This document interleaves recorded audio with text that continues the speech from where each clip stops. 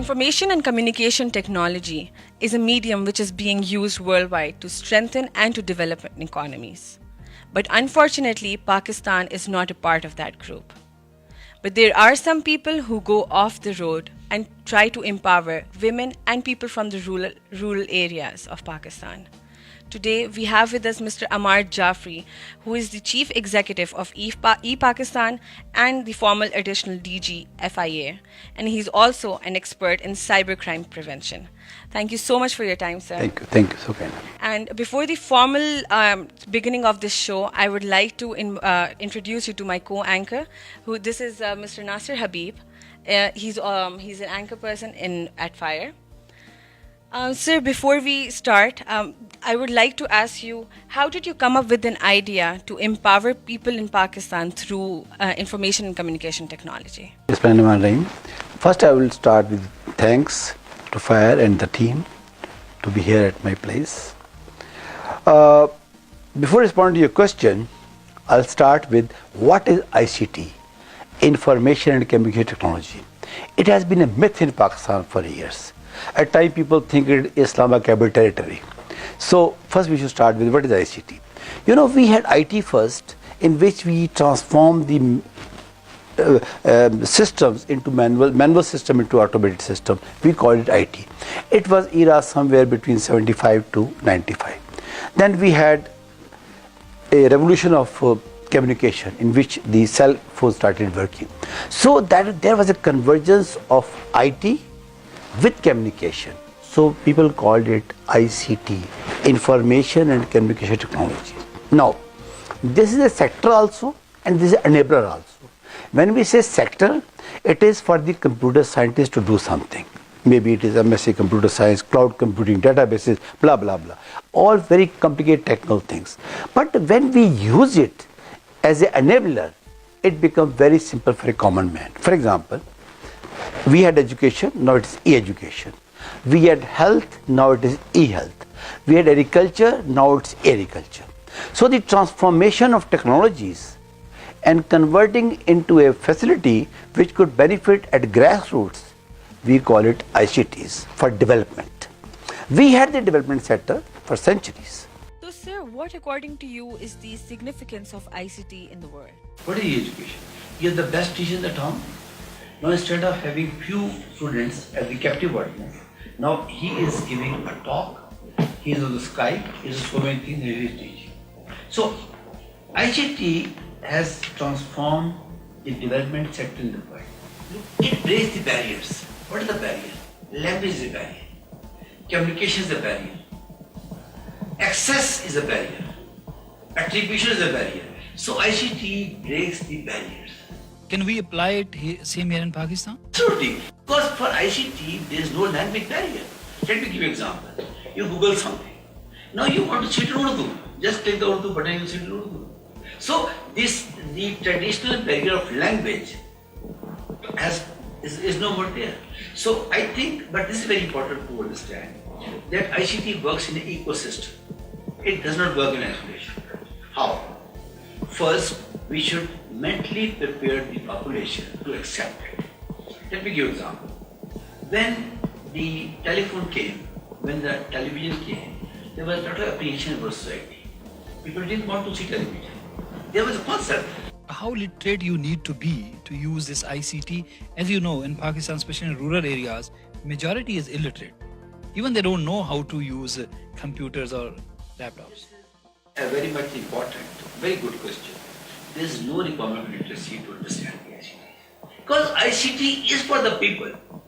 It is for anybody who can see. Trust you me, the people who even cannot see, they are using ICT. There are it's called ICT for PWDs, person with disabilities. I have seen myself number of software in which you can train people typing who even cannot see, who even cannot hear. So if the people with disabilities can use it for some purposes, I know a few people who are sending and receiving emails they can't see. They are totally blind. You know what happens? One of my friends is using it. I send him my email. He put it in a software, it speaks by email. So he speaks it out. That software turns to the email. He sends a recovery. So how many projects, Mr. Jaffri, are you running in Pakistan, especially regarding this e-network, or what is e-Pakistan? I started my humble efforts by a project called e-village. This is back in 2007 when I was going with the government of Pakistan. I took the power of computers. I took the power of ICTs at the village level. At that time, there was no broadband in the rural areas. So I started offline. There was no communication. So I started teaching the kids, especially the girls also in the area. And when I was successful in one area, this is very important to share with you. When I went to my first village, there was a lot of resistance from the people, especially for the girls to understand ICTs, computer education. That's how I went to the mosque. After Jummah prayer, I gave them understanding of things. That what is the value of knowledge for Islam? And I told them the old stories. That the knowledge actually came from Islam. I told them something from Quran, that what are the verses which are telling us to educate, get our soul. I told them now is the right time to understand these things. So I stopped the barrier like this. Then I asked the older people of the area to sit there and see what their kids are doing. Actually, they are afraid, their fear was right. They said this is something bad and people will start seeing the bad thing. I said fine. It's like a knife. You can kill somebody, you can do operation through it also. So what I'm trying to say is I started with the project e-village. E-village. So what difference between e-village and e-Pakistan? E-village was the foundation of e-Pakistan. So I scaled up from 5 villages, 10 villages, 20 villages. When I reached the level of 200 villages in Pakistan with my partner organizations, then I thought about e-district. So from e-village, I went to e-district, like e-Multan, e-Lahore, e-Peshawar, e-Karachi, and 2014, I announced the project e-Pakistan Vision 2025. But what benefit a common person gets from e-village, from your e-village, like in rural areas? The model is now we have named e-village as an e-skill center. What is e-skill center? E-skill center is a digital hub in the area. We don't go into brick and mortar. We use the buildings. For example, we go to the school and tell, okay, after 2 p.m. you don't have to do anything in the school. Oh, so On Saturday, Sunday you don't do anything. There are 4 months of vacation in these schools. you utilize same building? The same building. Next, we use the office of NGOs. We use the office of the home of the entrepreneur ladies especially. So this is the brick and mortar part. Now, we don't invest into hiring the people there. We make the e-skill center owner as our partner. Fine. It's called social entrepreneurship. Now, we give him some training programs. We give him some products. We give him some solutions for the area. Now, how do we engage the population of the area to take part in the skill center? We have started a project like Solar BB, Solar Chacha. What is Solar BB, Solar Chacha? Solar BB, Solar Chacha are 2 human beings. They can be husband, wife. They can be daughter and father. They can be brother and sister, or this is close relationship because it's social barrier also. Now, these 2 people, we trained them in solar technologies through solar companies. Now, solar companies provide their stuff, their lanterns, their systems at the skill center.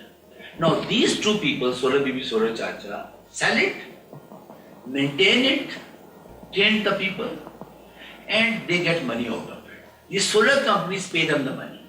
So they represent actually common villagers or common people of even urban areas. So Solar BB and Solar Chacha. Like this, They get training from you first? my organization. So these are not 2 characters only. There are 8 characters. Talim BB, Talim Chacha. Sehat BB, Sehat Chacha. Zaraat BB, Zaraat Chacha. We call them Kisan BB, Kisan Chacha. Interesting characters. Yes. Tourism BB, Tourism Chacha. You know, this part, tourism BB, Tourism Chacha, there are a lot of tourist places in Pakistan, but these are not being projected in the media. Why? The government has decentralized tourism at the provincial level. So the traditional projection of Pakistan as a tourist country is not being involved. So we thought this project, Tourist BB, Tourist Chacha. Now in the northern part, these women and men, they're taking the pictures of the places. They're taking the interview of the people coming there and they're putting on Facebooks and social media. Do they get any financial benefit? That's my actual question. You know, what's the financial part? Let me give you a quick example. Talim Bibi, Talim Chacha. I told you about solar part. Yeah. Solar companies give them the commission and they earn about it. And my obligation is the You trained common people, Solar BB and Solar Chacha, and then they sell companies. company products. And not only sell, there are some companies are offering pay as you go. Some companies are offering microfinance solutions. So they recover money from people. We call them door knockers. They go to 5 each month, okay, give the money, and they send the money back. So for all these services, they are getting money. It's called social entrepreneurship. The people are, you know, what was our traditional NGO model? Donor used to give them money.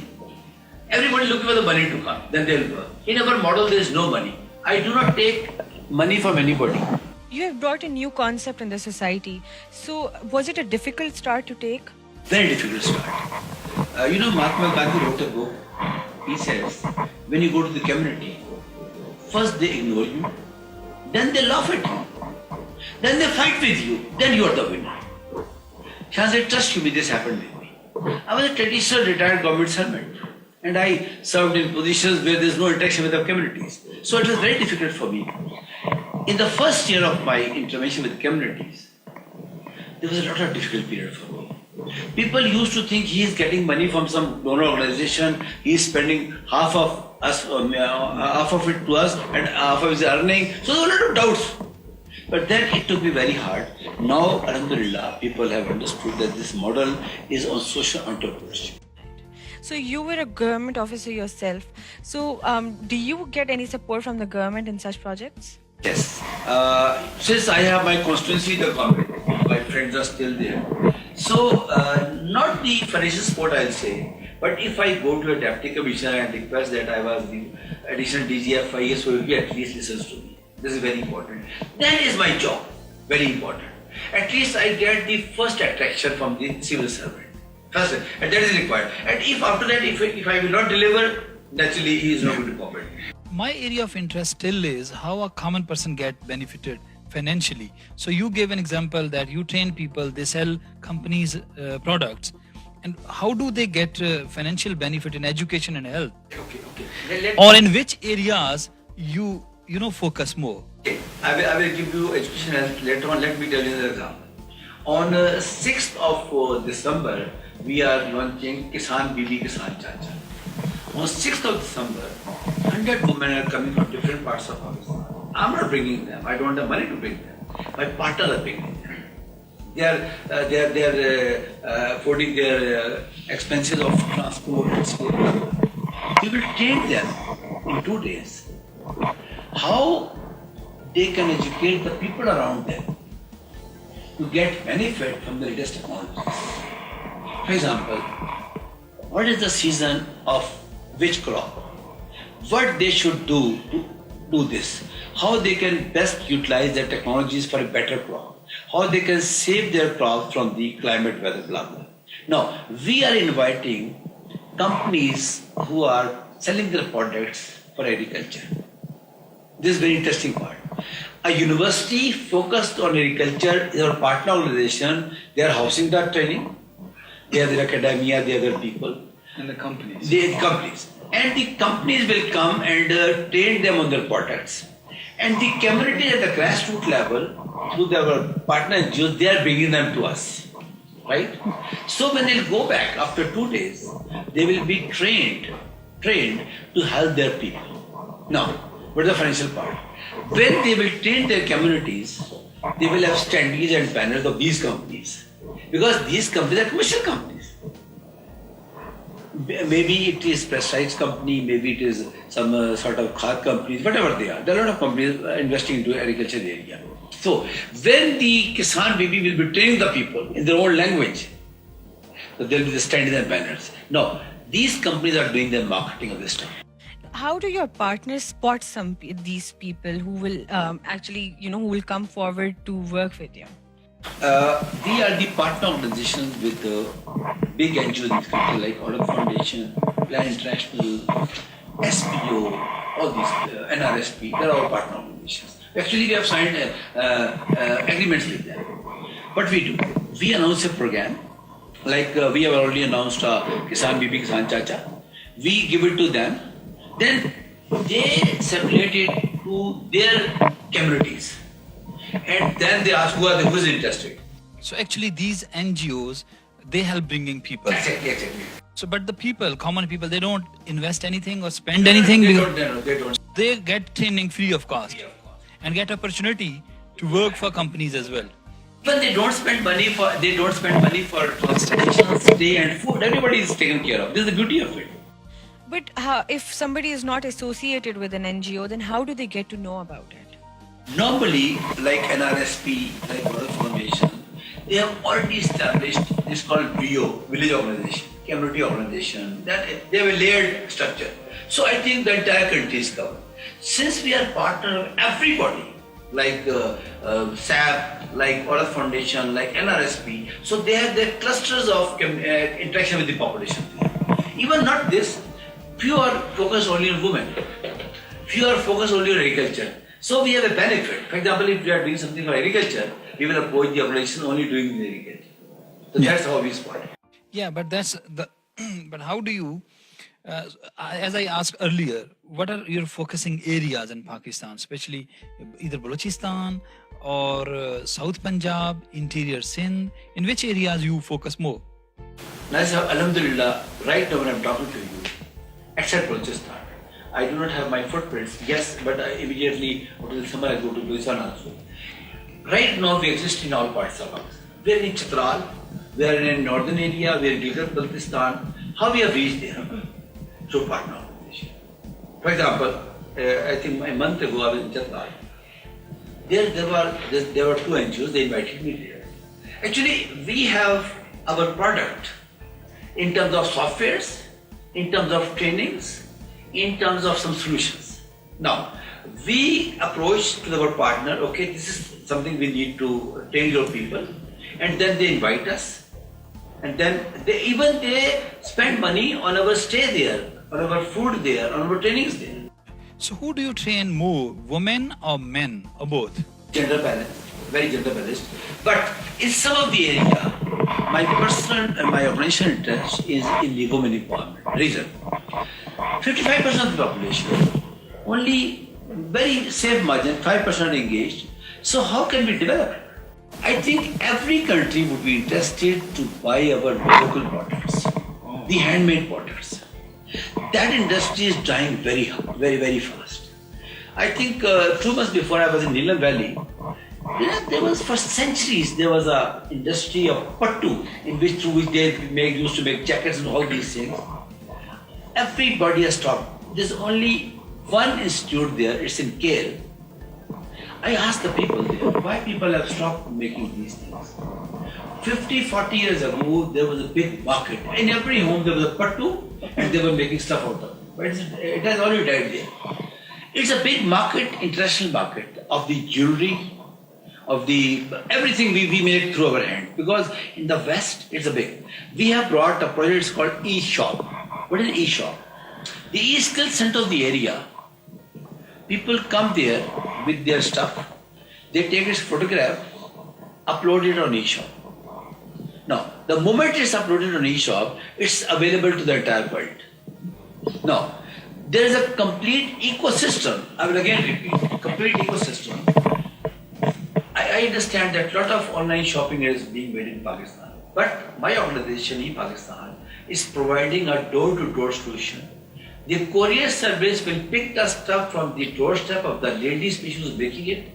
You know, I'm working with the organization. So if anyone in for example, in Balochistan or interior, I'm talking about more rural areas where they need more financial support. So if they make anything, handicraft or anything, how can they sell their product with better price? No, but an e-skill center. Our e-skill center will be there. The lady won't have to come to Islamabad or Bidar to sell it. You know, let me tell you, something which is being sold in 200 rupees. Can't she do it herself or she needs to contact your skill? She will come to the e-skill center. E-skill center. E-skill center. But e-skill center I told you. These centers are on district basis or in villages as well? has to travel. She will contact your e-skill center. Rather, okay, you are making these things, we want it to be sold in the international market, fine, okay, come to us. So they will take their pictures. Of that product, whatever she made. And the system is, again I repeat, the ecosystem is there. Right. If you go to the e-shop, what is the e-shop? Selling the home-based products in the villages in the international market. We are not focused on the traditional selling of things. How does then she get money if The courier picks the stuff from her, send it to the person who has ordered it. That may be in Pakistan, that may be outside. Now, there's two ways of doing it. There's a payment on delivery, and one is through PayPal system. In Pakistan, the arrangement is pay on delivery, and all couriers are now offering it. They pick the stuff, they go to the person who has ordered it. The stuff will be given to him when the money is paid. So the courier will deposit in its own account, and on a monthly basis it will transfer to our account, and we will give it to the lady who has done it. yeah, because she does not know. For example, a lady from Loralai, a backward area of Balochistan, she does not know all these PayPal or whatever. So she will collect money from your e-skill center. From e-skill center. That's interesting. They will go and give her the money. This is your money. This is your money. You know, we have formed a escrow. That money is usually how many times more than she sells in the rural areas? Normally, there's a price she set. And we, in the initial stage, we are asking her to get a very reasonable price because we have to add value. Courier service, we have brought insurance into it. For example, if the stuff is lost somewhere, if there's some problem, then the courier service pay her the money through insurance service. The beauty part is that when this stuff is supplied across borders in other countries, we have a PayPal system. The person, the moment he clicks the order, there is a PayPal account which holds the amount from his or her credit card. Now, this amount will release to us only when the stuff reaches there.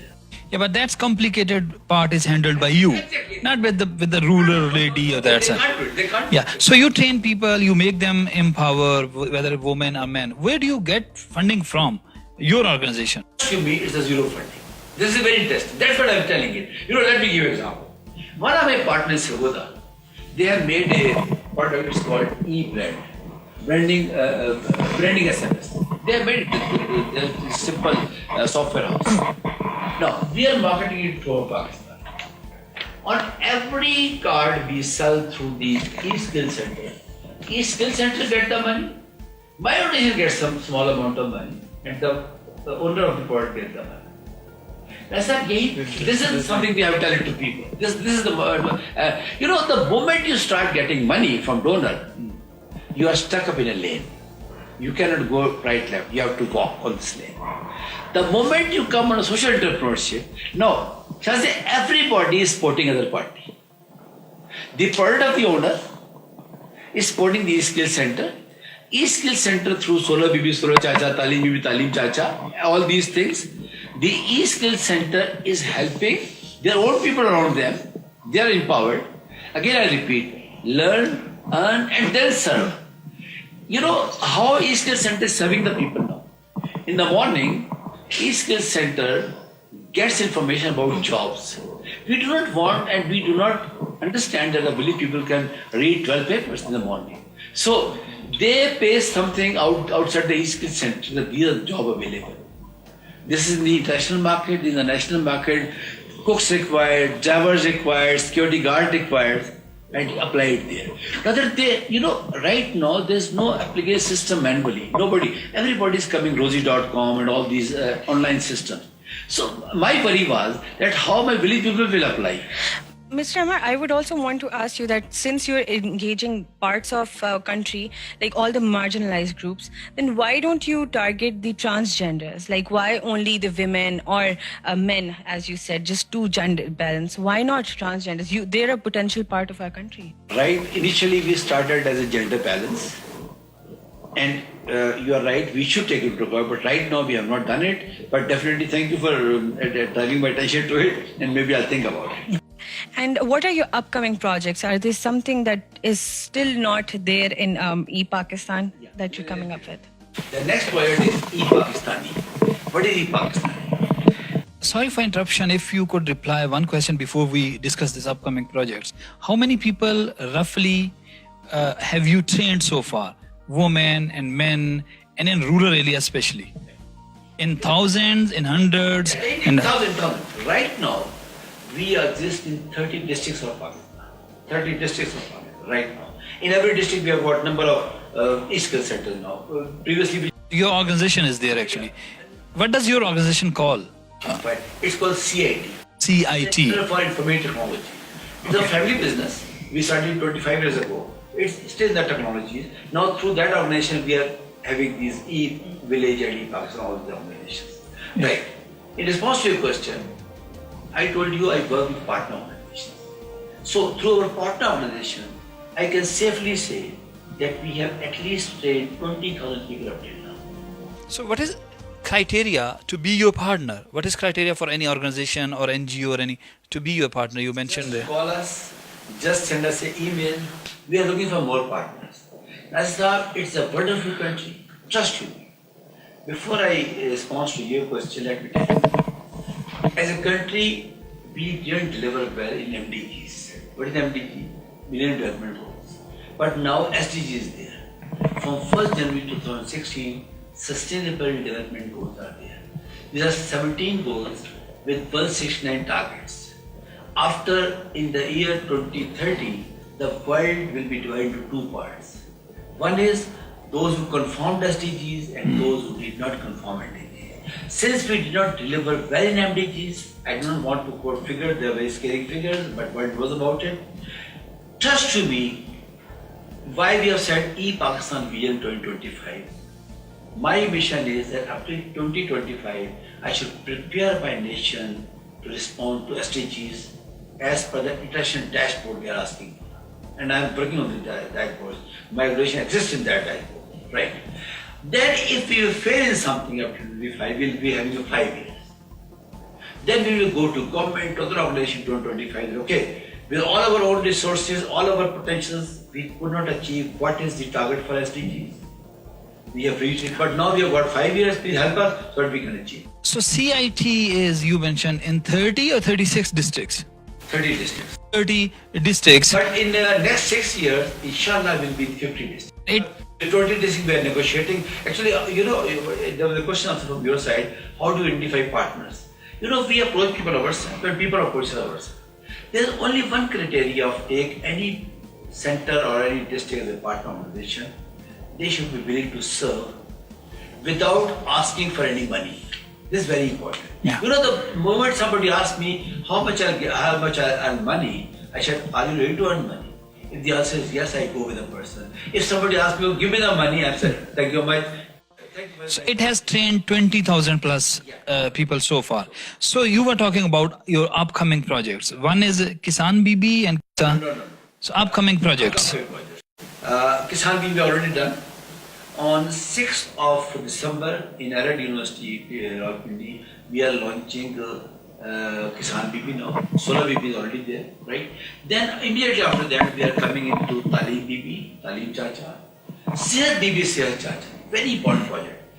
How does the Sehat BB, Sehat Chacha will address? Sehat BB identify the women and men who are already trained in some paramedics. Because this is the good part of the story, that our NGOs, partner organizations like IGOs, they have trained thousands of women and men in their grassroots.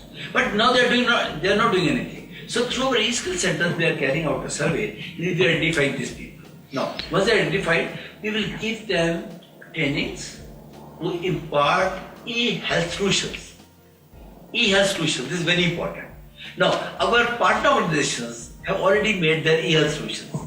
Very recently, in Islamabad, I have signed an agreement with a person who has made a complete ecosystem of e-health. Now, his desire is to outreach and he cannot go. We are already there. So, we have already made the regional roads with the rural areas and now we are taking the part. Going back to upcoming projects. So one is on 6th in Rawalpindi and the next one is? We actually, let me tell you, we are organizing our provincial events. Like on 26th, this is in Karachi. On 3rd, this is in Lahore. On 1st, it is in Peshawar. On 7th, it is in Islamabad. In every event, we are announcing one project so that people know about it. Right. In my upcoming projects, very important project is e-Pakistani. Shazia, what is e-Pakistani? E-Pakistani is linking the diaspora of Pakistan with Pakistan. You know, there are plus 8 million people, 8 million Pakistanis who have gone from these villages. So these e-skill centers through on internet are approaching, actually we have made a website, it's called e-pakistani.org. There's no fee for registration. We are requesting all Pakistanis through your program, who are seeing this program, that please go to e-pakistani, not Pakistan, pakistani.org. Just log in and register yourself. Again, I'll say there's zero fee for registration. The moment they register themselves, they're asked from where you have come from Pakistan. Now, they tell the village, the UC, the Tehsil. The moment you receive the information, we supply it to their e-skill center. What is PISA? PISA is Pakistan Information Security Association. That's how I'm having 2 caps. One is for the cyber security and one is for the ICT for development. Only 2 things. ICT development, I am doing it through CIT, and cyber security I am doing it through Pakistan Information Security Association. To my understanding, they are interlinked.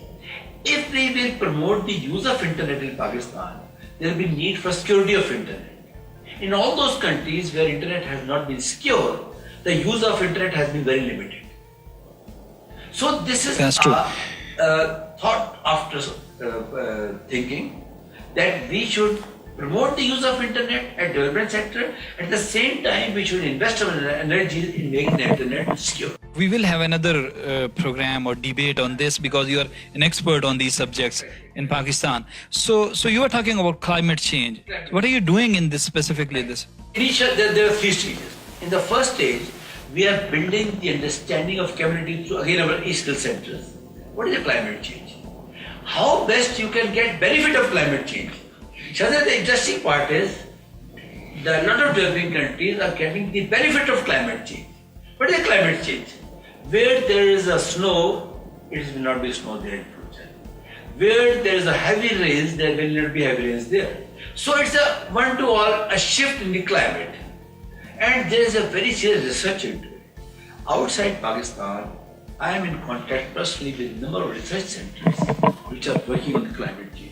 They are giving us videos, they are giving information. Right now, I am translating them into local languages so that my people can understand it. So, we will train our grassroots, our communities about the effect of climate change on their houses, on their kids, on their health, on their... So that they are prepared or they can't stop it? I know. Sure. Next part will tell them how you can benefit from it. This is very interesting part. So can one get benefit if there is no rain in some area where they need rain? No. Interesting part of the discussion is that in some countries, people are planning to get benefit from climate change. How? You know, there is a organic cycle of crops. Now these cycles will be disturbed. Now, they are preparing for new crops. Right now, we have a cycle that in this month we will sow the crop, in this month we will reap it. No, these will change. At times, we can shorten this period of a crop production. At times, we can have new crops. For example, in some area where there is no potato, right now we can have potatoes. In some area where we have rice, we will have rice there. So, we are building the capacity of grassroots, number one, for understanding climate change, so that, you know, this is again for the women empowerment. The first recipient of a disaster is the woman. How? In our villages, normally the men are working in the big cities, right? The women, if you see the picture of these floods, you always find the women going out of the village with their kids. Why? Because the man responds only late. So we'll prepare the woman that we will tell you 3 days before the storm. You know, this is very disturbing part for me. Again, no harm to any organization. Organizations announcing the rain and flood, they're always late. We always see at the media the flood is there. Trust you me, Nastab, in number of developing countries, our neighboring countries, they tell 3 years before. that you will have this level of rains in this part of your area. So we'll train the people on these things. And this interesting part is, this is a freely available information. You will not invest anything into it. There are a number of international organizations who are trying to help us. So before we end this debate and ask you about your retirement, because people after retirement, they prefer playing golf or spending time with the spouses and family members, but you are doing this. So she will be closing this debate. Before that, CPEC, game changer for Pakistan, Pakistan's economy. Is your organization doing anything in CPEC? Detail, we will have another... This is a great challenge to me now. To my understanding, after CPEC will be different Pakistan.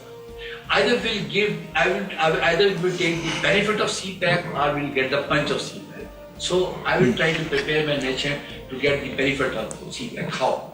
On entire route of CPEC, I started from Gilgit. We are training the people to receive the benefits of CPEC. How? Again, on the entire route, we are building the skill centers.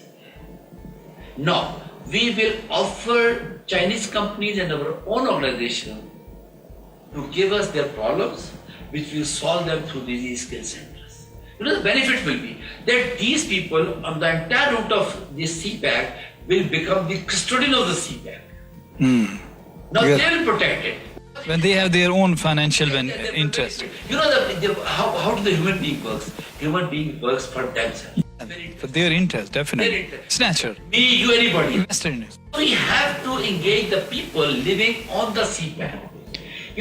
My worry is that when the Chinese companies will need some data entry operators, would they go from Karachi, Islamabad and Lahore? No. If they will go there, there will be again digital divide. There will be resistance at the local level. So your e-skills in those areas will provide that. We'll train their local people. We have named it E-CPEC. E-CPEC. You add just E with everything. So you are working on this CPEC. So the basic thing is you will be providing services to all companies, whether they are from China or wherever. Rather, we are preparing a portal for Chinese companies to translate the requirements of the local level so that they can read in Chinese. How Chinese companies will understand our local requirements? So, before closing this discussion, I would really want to know, why did you choose this over retirement? Why not relaxation? Okay, fine. If I see my career in the government, alhamdulillah, I was part of establishing NADRA in Pakistan. That was at that time it was called National Decision Authority. I was the first grade 17 officer posted there. Okay. I was part of number of mega IT projects in Pakistan. My last were the system at the airport, the machine readable passport. I was part of it also. I was part of the cyber initiative in Pakistan. I was a pioneer head of NR3 in Pakistan. So the entire process of 40 years in Pakistan gave me two things. One is the confidence to engage myself with technologies, and second is the very transparent understanding of the problem of my people. So I had two options. One is to spend my retired life with my kids abroad, Seattle and Calgary, or to stay back here and to serve my own people. Trust you, Bishazeh, I'm not doing it for money. I'm doing it for a passion. Yes, I want to earn money to sustain, but not to make big money. And I'm very positive that till 2025, which is my mission, e-Pakistan, I will bring my country to a stage where anybody can take it to next levels.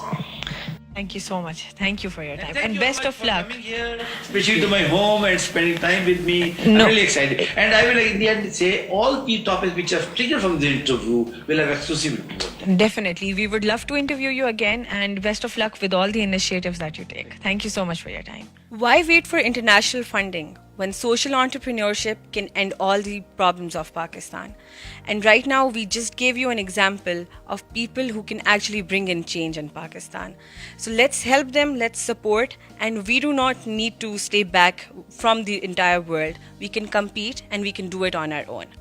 Thank you so much.